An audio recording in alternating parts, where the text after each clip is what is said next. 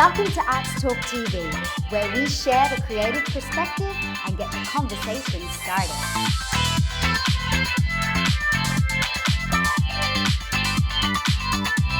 Hi there, I'm Karina Lawrence and welcome to Arts Talk TV. We're here at the awesome Miami Marquetta on the Gold Coast, which is an incredible creative hub, so make sure you check it out if ever you're in the area.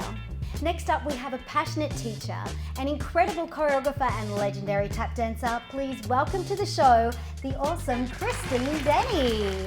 Got to have the tap hands. Yeah, Hello. jazz those hands out. It's so great to have you here, Christine. Thank you so much for joining. Thank you for having me. It's been great. You're Brisbane based, so Queenslander? For 1 year, yes. Oh, okay. Yeah, but originally I was from Mackay. So I grew up in Mackay, North Queensland, and then I moved to Sydney and I was there. My whole career basically has been in Sydney for about 28 years, and then I've just moved to Brisbane a year ago.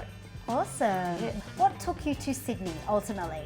Well, when I did my performing arts course, I went to London, to Doreen Bird College of Performing Arts in Sidcup in Kent, because there weren't really any schools in Australia that we knew of, and my older sister had gone to that college because she got recommended to go there in a drama exam. The drama examiner from England said you should go to Doreen Bird, and so then I followed and went over there. And then when the course had finished, I moved to Sydney because that's where my sister was. My mum is quite a well-known dance teacher. She had a school called Theatre Arts Mackay, in Mackay, for 45 years. Yeah, and she was very good. They did ballet, tap, jazz, singing, drama, did everything, yeah. Wow, so it's in the blood, literally. It is, yeah. We had amazing people come and teach workshops at Theatre Arts Mackay. We had people like Todd McKenney, Christopher Horsey. So as a little person, you're seeing these, Trevor Green, amazing people come and teach. Great influence. Yeah. You obviously have had a lot of impression with the people interacting and coming in to your mum's studio. Yeah. Was that an influence that maybe gave you the awareness of saying when I wanted to become a teacher or go down that path? Yeah, well, it's interesting because I never had any intention of being a teacher. I was very fortunate when I was in London. I had an amazing tap teacher over there called Gwen Carter. She imparted a lot of wisdom on how to teach. She was an amazing woman, and my mum was an incredible teacher as well, and very musical and very passionate and genuine. And my mum, she still teaches tap classes now. She teaches, sometimes she fills in at the Two Ballerinas here in Brisbane teaching classes, and she still goes and does tap class with Dale Pengelly at Two Ballerinas. So, and she's 75, I think, and still full of love of teaching. So I learnt that passion for teaching, but it wasn't my intention to teach.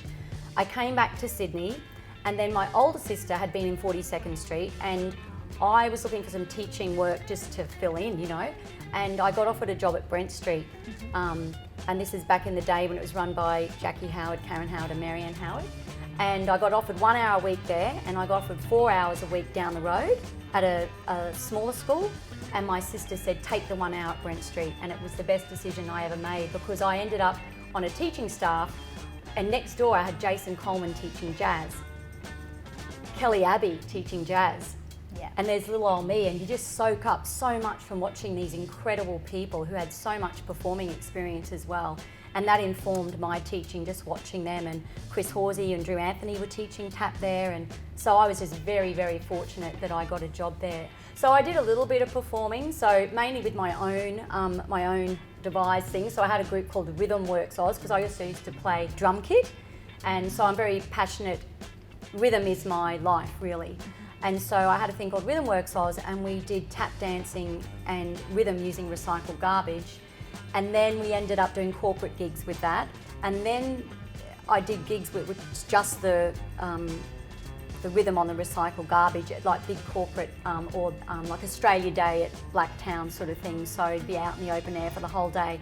And what I found just amazing was, for example, intellectually disabled people absolutely loved. They would come into the tent and they'd be drumming, and their minders would just be like, oh my goodness, we're never going to get them out of here. So it really resonated with them. Yeah. Virginia Ferris invited me. I taught some workshops to teachers working with the disabled, and then connecting to people who maybe don't have a traditional sense of dance or movement available to them, and working with children to use the arts to help them love who they are and to express their creativity and their individuality, because that's what I think the arts really allows.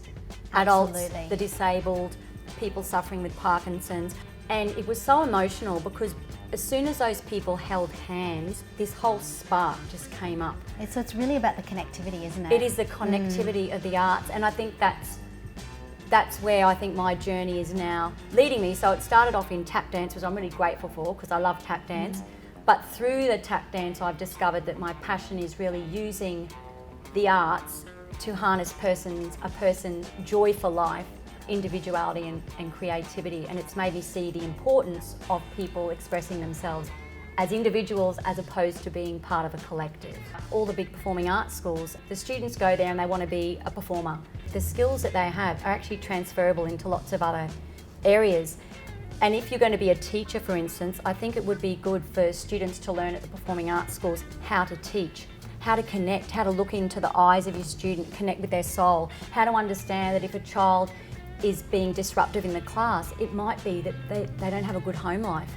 It might be that they're being bullied at school. And I think if there was a little more respect for teaching as a profession, especially in the arts and dance in particular, then when all these hundreds of thousands of students go to full-time, instead of just having this very narrow vision of I've got to be a performer on the stage, and we all know there's hardly any jobs as a performer, then they might actually think about, oh, okay, when I'm in class, how is that teacher connecting to me and why does that work for me and how can I develop that? And if I'm a teacher, what am I going to do to inspire my students and connect to my students? Yep. I might teach a rhythm, and one child, I'll have to make a real point of saying, you go right, left, right, and say what foot they're on. Another student, I have to really punch out the accent. Boom, da da da da, boom, da da da da, boom. Another student, I'll have to go 1, 2, 3, a 4, 5, a 6, a 7, and give them the counts. And if you're not able to discern with your student what mode of communication works for them, then you haven't actually taught anything. Yes. And so I would like to see all of this brought in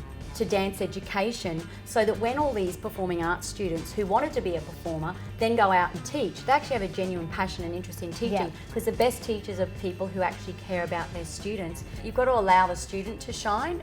You know, I realised that if I was more complimentary and more kind and nurturing and more fun, you know, that's how the children learn. But when they're so anxious and stressed and they constantly have to go to 100 competitions, it's all about winning.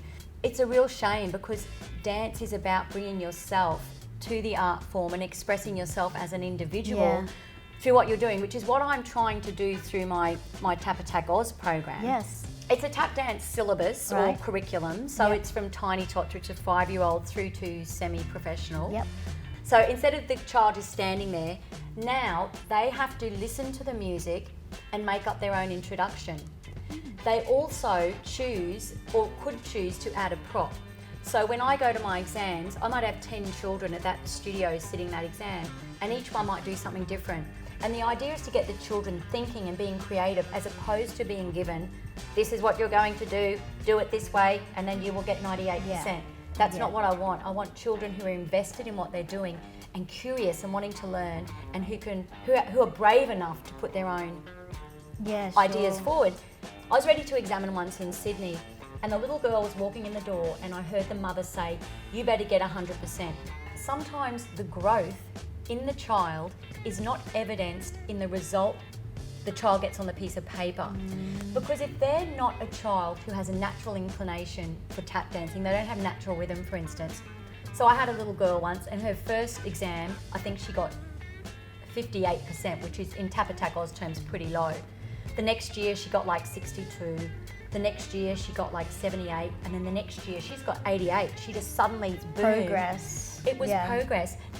Like, people do sport. Like, a child goes to basketball and their parent isn't thinking, oh, my son's going to be in the NBA. They're thinking, my son is developing teamwork, blah, blah, blah. But for some reason, when it gets to the arts, there seems to be this thing, unless you're going to be a professional dancer, that there's no value to it. But there's huge value and potentiality in studying the arts through, like, even the way you carry and present yourself. You can tell girls, young girls and boys who study dance, they just carry themselves, they can speak, they're confident, and they have a huge amount of skills that they learn.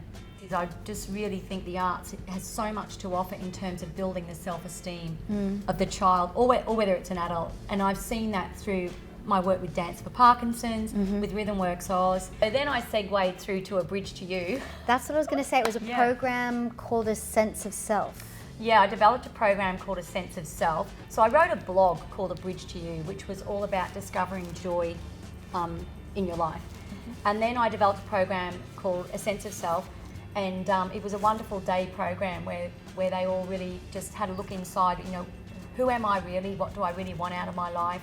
What anxieties and fears do I have? Gave them strategies of how to cope with those. Well, I'd love to convey to all these younger people learning dance that, you know, you mightn't go on to have a career on the stage, but that doesn't mean there's not this incredible Service that you can offer. service and rewarding pastiche of marvellousness that you can create using the arts to facilitate growth in children, to help people feel good about who they are, to help people overcome disability. There's so many avenues you can go into, and that role as a teacher, you're really just holding space for those people to express the beauty of who they are as an individual and as a soul. You've also had experience you wrote a regular column for Dance Train magazine. I did, yeah, for Dance Train. This is quite a while ago, Dance Train magazine. I wrote a regular column called Let's Talk Tap.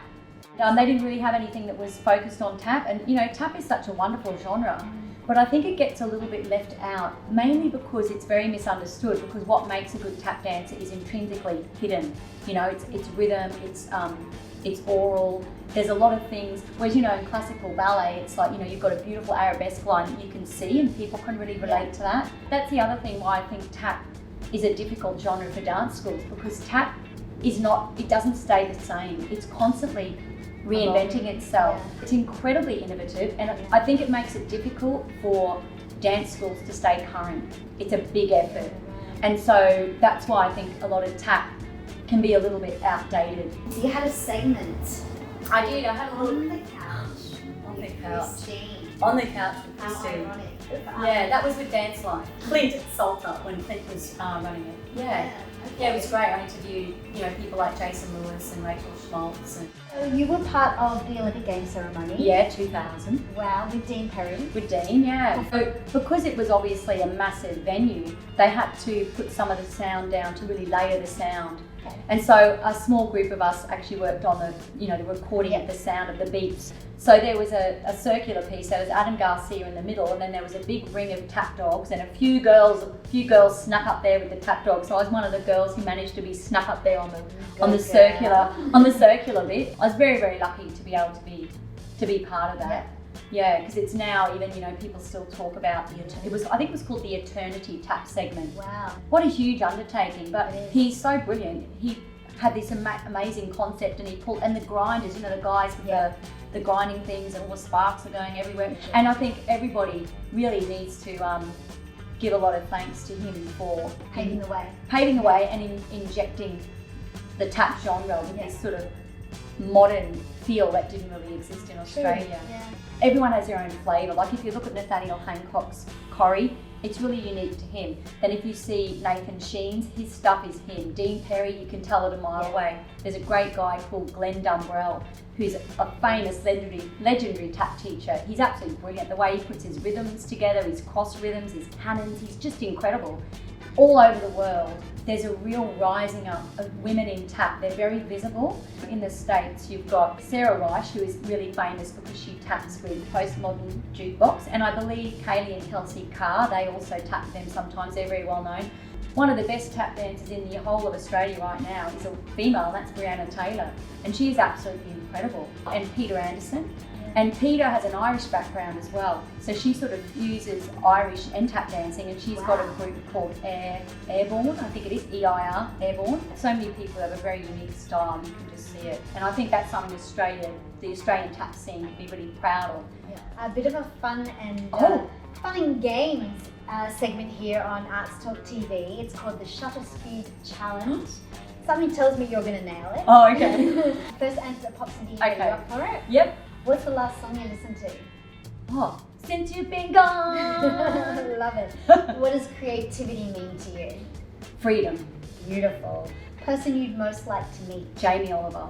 Oh wow, what would you ask him? I love his commitment and passion for bettering the planet. He's just so passionate. And the other one would be Steve Irwin. Oh, I would have loved to have met Steve Irwin. He did the same thing. I just trying to make the world a better place, truly passionate, honest and genuine in what they're trying to achieve in the world. Sure. What was the last piece of art that has really affected you?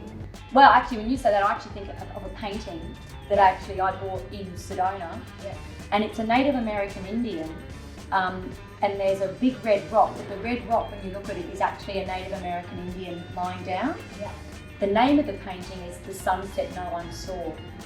And it's all about how so often we go through life and we don't appreciate the beauty that's around us everywhere, and that's really poignant to me, and that's where my life is moving. I want to help people see a sunset, smell a flower, see a little bird, and it's everything. If I can impart that to people so they see the sunset and they don't live their life with the sunsets no one saw. What would you miss most about the arts? What I love about the arts, in whatever capacity I'm involved, is the human connection, the interaction, the connectivity, and I think it is the glue that holds our society together. What's on your bedside table? Oh, inspirational literature, a little owl eye mask, and on the other side my little doTERRA essential oils. Yeah. What chore do you most dislike doing? Washing the laundry. Okay. Oh, I love pegging it out though. But I don't like cleaning. Oh really? No, I find it a bit of a drag. What does the arts mean to you? Creativity. I cannot tell you how delightful it has been to sit across and just listen to your passion and the expression that I'm sure comes from within, you know, that beautiful energy that is going to clearly make a difference in the world. I think your students are blessed to have you. Oh, thank you. Very much as well. So thank you. It's been an absolute privilege having you and talking with you and sharing with you. Thank you so much. I feel like we could be here all day.